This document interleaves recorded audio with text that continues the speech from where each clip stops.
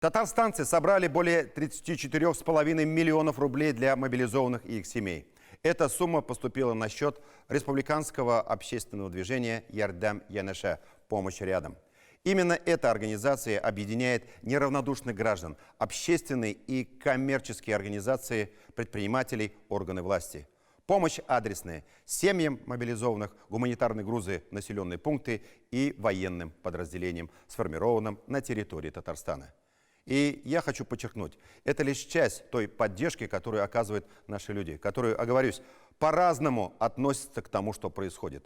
Но их объединяют не какие-то милитаристские устремления, а чувство взаимной поддержки, сострадания, желание помочь нашим детям, которые сегодня выполняют свой долг перед Родиной, желание поддержать семьи мобилизованных, которые оказались в трудной жизненной ситуации. Я, честно говоря, восхищаюсь огромным сердцем нашего народа, его терпением и стойкостью.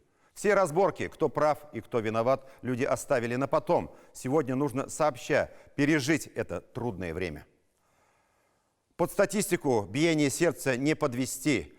В общую реку поддержки вливаются и самые маленькие ручейки и вложения, которые не являются материальными. На этой неделе добровольцы, волонтеры, которые вот уже так долго, не уставая, делают свою работу, получили награды и публичное общественное признание. 5 декабря в стране День волонтера. Но, повторюсь, те, кто объединяется для помощи в больших и малых городах, во всех уголках нашей республики, организуют ее от чистого сердца тысячи. Татьяна Тимошенко продолжит.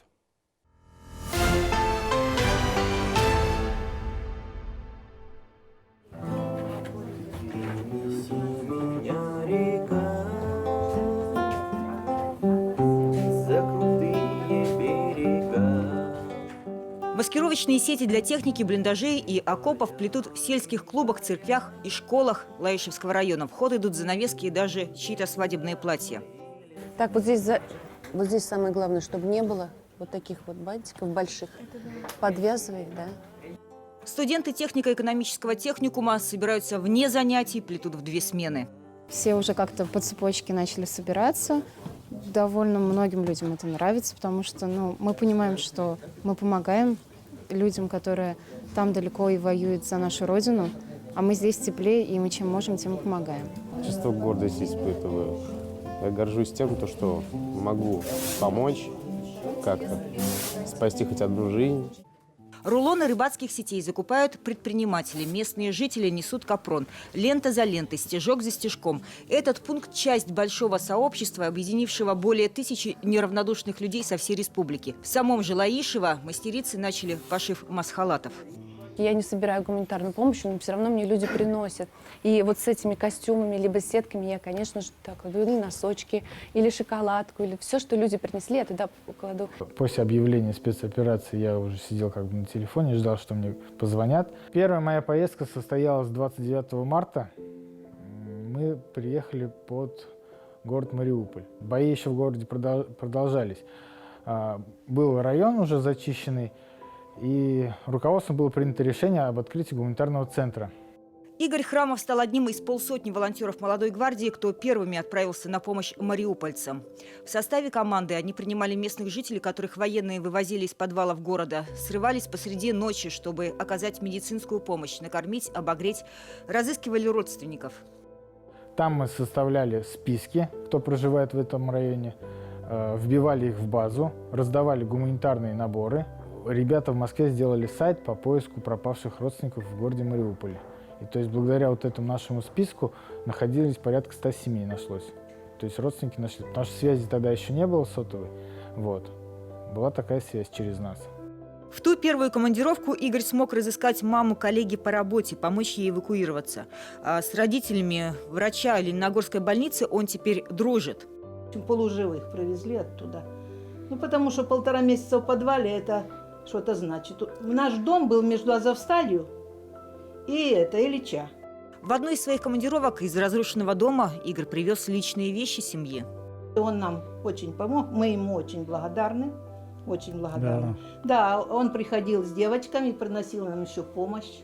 Спасибо большое ребятам, помогли нам сюда пробраться, чтобы вытащить ребят. А еще были эвакуация детей из подвалов, из обстреливаемых домов, парад Победы под грохот артиллерии, доставка книг и учебников в Мариупольский университет, передача теплых вещей от лениногорцев в знаменитый добровольческий батальон, находящийся на передовой. Сбор гуманитарной помощи идет и сейчас. Теплые вещи, средства гигиены, детские книги, продукты питания. Вещи отправляют машинами 2 раза в месяц уже для жителей Лисичанска. Люди с каждым разом об этом все больше узнают. После начала даже частичной мобилизации таких людей стало намного больше. Если до этого было как бы по зову сердца, сейчас уже это люди прям понимают, что это надо делать. И надо и помогать, и все. Вот. Сейчас Игорь вновь ждет командировку с гуманитарной помощью на своей машине, сам за рулем. Но пока что вызвали в Казань на награждение республиканской премии добровольцев «Добрый Татарстан». Он стал победителем номинации общероссийской акции «Мы вместе». Сегодня в условиях проведения специальной военной операции как никогда важно быть сплощенными, помогать тем, кто в этом нуждается. Хочу поблагодарить всех добровольцев, которые помогают вынужденным переселенцам из Донецких и Луганских народных республик. Участвуют в гуманитарных миссиях на территории проведения специальной военной операции. Помогают участникам специальной военной операции и их семьям. В Лисичанске в эти дни оказывают помощь и челнинцы. Мэр города встретился с Рустамом Гатиным. Чем кормишь? Гречневой кашей с тушенкой. Вместе сейчас. Владелец полевой кухни вместе с друзьями-предпринимателями уже 2 месяца кормит жителей Лисичанска. 1000 горячих обедов в день. Готовы быть там столько, сколько понадобится. Столько, сколько понадобится. На казанском предприятии по производству титановых пластин для проведения операций принято решение работать с одним выходным. Тоже добровольно. Вопросы логистики, точечной доставки уже отработаны. Народная же помощь аккумулируется силами фонда Ярдам-Янаше. Здесь идет распределение и отправка того, что необходимо в первую очередь. Такая помощь, сначала возникающая стихийно, идет большой общей рекой. Моя краса, голубые у нее глаза, как ночка темная.